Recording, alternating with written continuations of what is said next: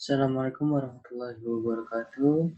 Perkenalkan, nama saya Akbar Maulana dari SMA Global Islamic School. Hari ini saya akan menjelaskan tentang apakah itu hak asasi manusia. Ya, apakah itu hak asasi manusia? Hak asasi manusia adalah hak dasar manusia sejak kecil menurut kodratnya. Selain juga saya menjelaskan hak asasi manusia, saya juga akan menjelaskan tentang macam-macam hak asasi manusia. Nah, yang saya pilih hanya salah satu dari macam-macam hak asasi tersebut. Nah, yang saya pilih adalah hak asasi pribadi. Nah, di sini kalian juga tidak banyak tahu tentang apa sih hak asasi pribadi. Nah, hak asasi pribadi tersebut adalah hak yang berhubungan dengan pribadi manusia yang meliputi aktivitas fisik manusia tersebut. Nah, di setiap hak asasi pasti ada aturan yang mendukung hak asasi tersebut. Aturan tersebut adalah aturan-aturan yang mengatur tersebut adalah contohnya Undang-Undang Pasal 28F, yang kedua Undang-Undang Pasal 28 di ayat 1, yang ketiga Undang-Undang Pasal 28H ayat 5, yang keempat Undang-Undang Pasal 27 sampai Pasal 33.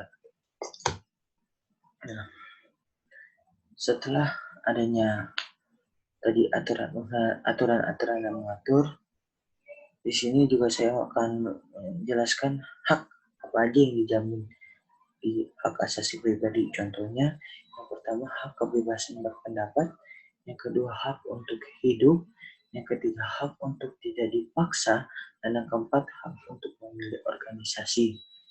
Nah, ini hak-hak yang dijamin dalam hak asasi pribadi.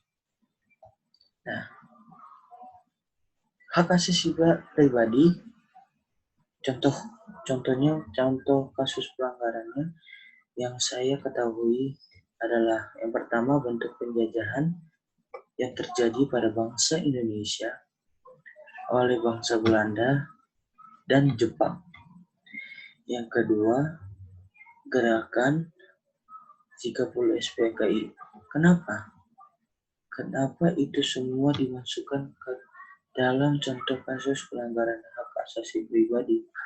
Karena yang tadi saya jelaskan, hak apa yang dijamin, ya di situ ada kata hak untuk hidup. Nah, di dalam contoh pelanggaran ini kita bisa lihat bangsa Indonesia sedang dijajah oleh bangsa Belanda dan Jepang. Itu melanggar hak asasi pribadi dan juga melanggar hak asasi manusia. Sama juga gerakan 30 SPKI. Oke, selanjutnya karena ada kasus pelanggaran pasti harus ada upayanya. Nah, upayanya adalah yang pertama, menghormati seseorang untuk memilih agamanya masing-masing. Dan yang kedua, menghormati peraturan yang ada. Yang ketiga, menjaga silaturahmi antar sesama.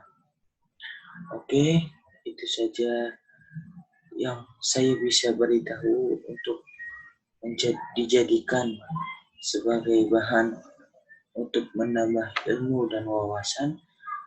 Saya mengucapkan mohon maaf sebesar-besarnya terhadap kata-kata yang saya ucapkan. Mohon maaf sekali lagi. Assalamualaikum warahmatullahi wabarakatuh.